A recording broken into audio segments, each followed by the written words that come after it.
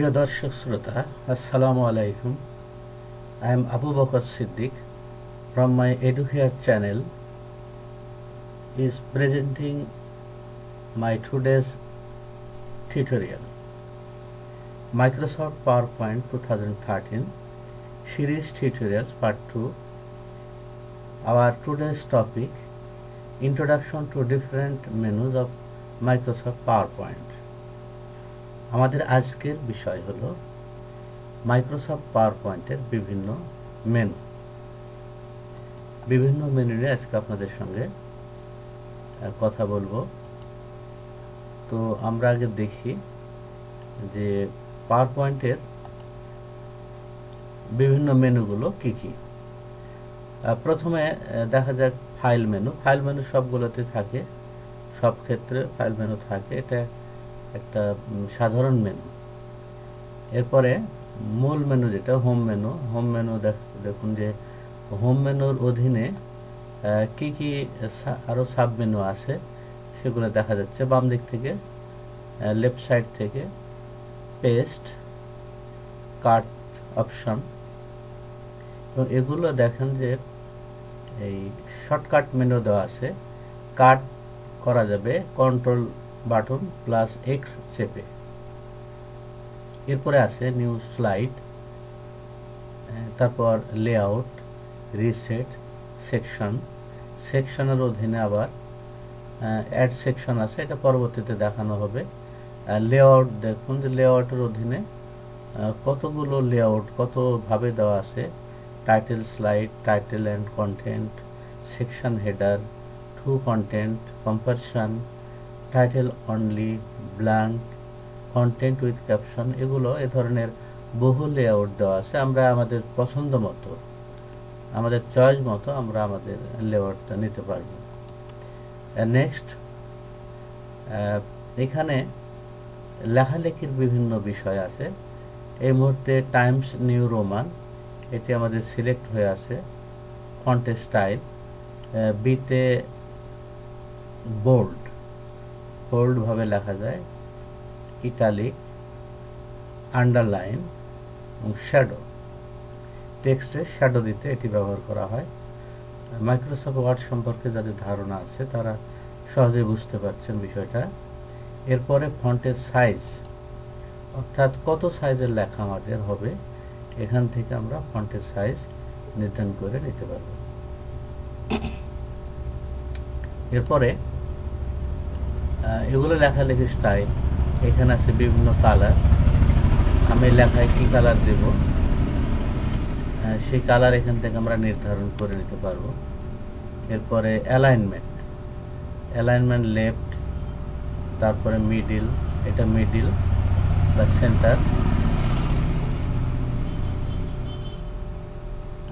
Right, justify, এবং এখানে add or remove column.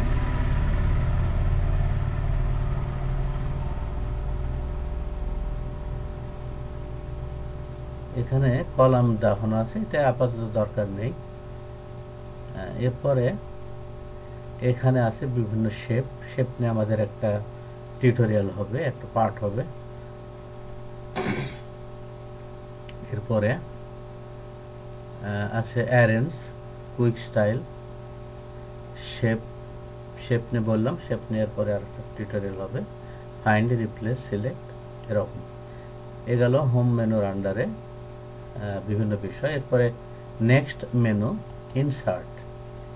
Insert মেনুতে দেখুন যে লেফট সাইড থেকে new slide, table, pictures, online pictures, screenshot, photo album, shapes, smart art, chart, apps for office, এভাবে hyperlink, action, comment, text box, header and footer, word art, equation, symbol, video, audio, এগুলোতে পরবর্তীতে কাজ আছে, কাজগুলো পরবর্তীতে দেখানোর চেষ্টা করব। আমাদের অন্যান্য পর্বে এগুলো দেখানো হবে।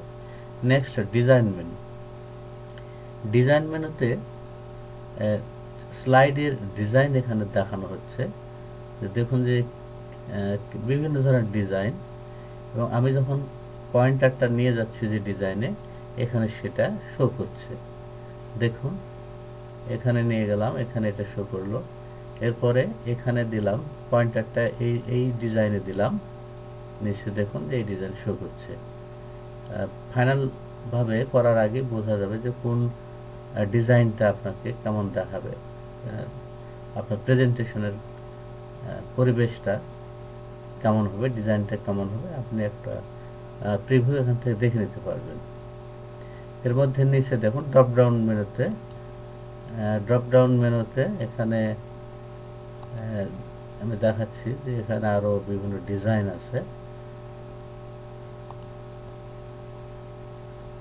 এখানে ব্যাকগ্রাউন্ড স্টাইল থেকে এখানে এই যেগুলো ডিজাইন, এখানে আমরা যদি ফরম্যাট ব্যাকগ্রাউন্ডে যাই তাহলে এখান থেকে দেখা যাবে ফিলের আন্ডারে আছে solid fill, gradient fill, picture আর টেক্সচার ফিল, প্যাটার্ন ফিল। এগুলো সলিড দিলে সলিডে কালার আসবে।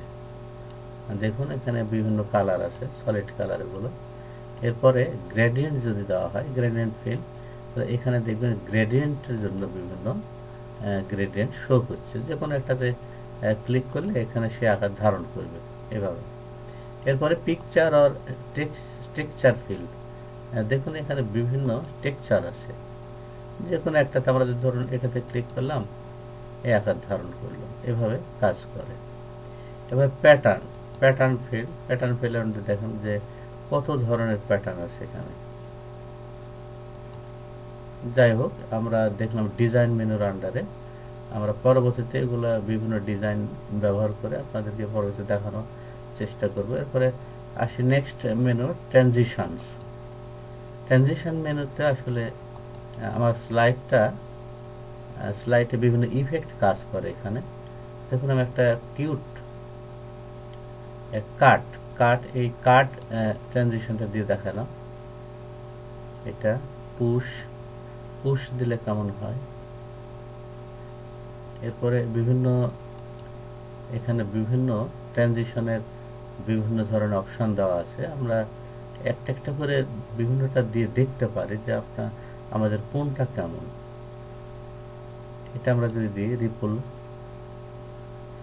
দেখুন রিপল কিভাবে ইফেক্ট করেছে স্লাইডের উপরে। তো এই ট্রানজিশনের বিভিন্ন অপশন আছে, আপনারা পর্যায়ক্রমে কাজ করতে শিখে ফেলবেন। আমরাও দেখাবো কোনটার কি ব্যবহার। Next menu animations. তো অ্যানিমেশনস এখন আর কিছু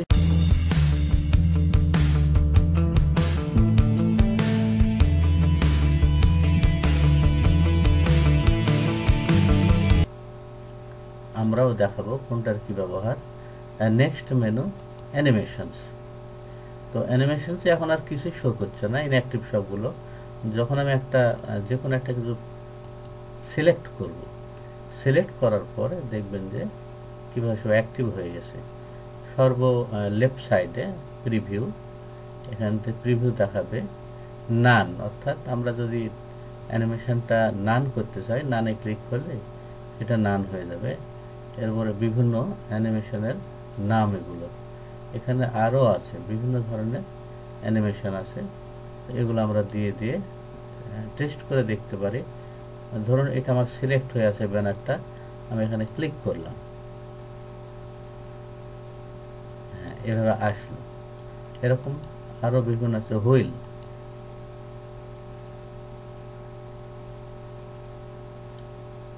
এইভাবে আসছে, র্যান্ডম আছে, এরকম বিভিন্ন ধরনের অ্যানিমেশন আছে। এখানে মোর এন্ট্রেন্স ইফেক্টস, মোর ইমফেসিস ইফেক্ট, এগুলোর ভিতরে আরও বিভিন্ন ধরনের অ্যানিমেশন আছে। সময় পেলে আপনারা নিজেরা দেখবেন, বারবার বিভিন্ন অ্যানিমেশন দিয়ে দেখবেন। মনে রাখবেন যে অনুশীলনের প্রচুর দরকার আছে। অনুশীলন না চালালে, প্র্যাকটিস না করলে কখনোই পারফেক্ট হওয়া যাবে না। দক্ষতা অর্জন করতে গেলে অবশ্যই প্র্যাকটিসের বিকল্প নেই। সুতরাং বারবার প্র্যাকটিস করতে হবে, বারবার কাজ করতে হবে। যত কাজ করবেন তত শিখতে পারবেন। তো এরপরে আমরা আসি স্লাইড শো। আমাদের next menu slide show.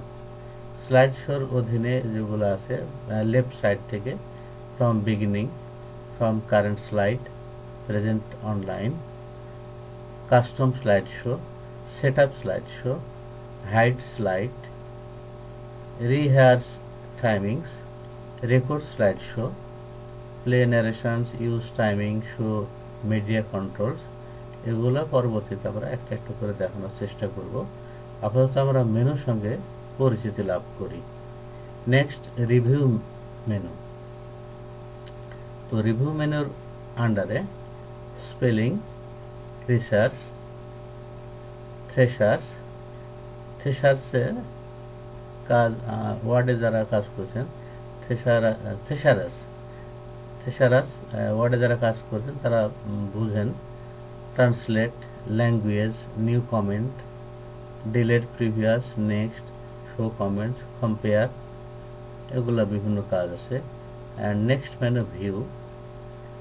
View মেনুতে দেখুন যে ভিউ মেনুর বাম দিক থেকে আমার স্লাইডগুলোকে কিভাবে আমরা ভিউ করব সেটাই মেনলি এখানে দেখুন যে নর্মাল, এখানে দেখুন যে একটা স্লাইড শর্টার, এটা দিয়ে স্লাইড শর্টার করা যায়। Notes page, reading view,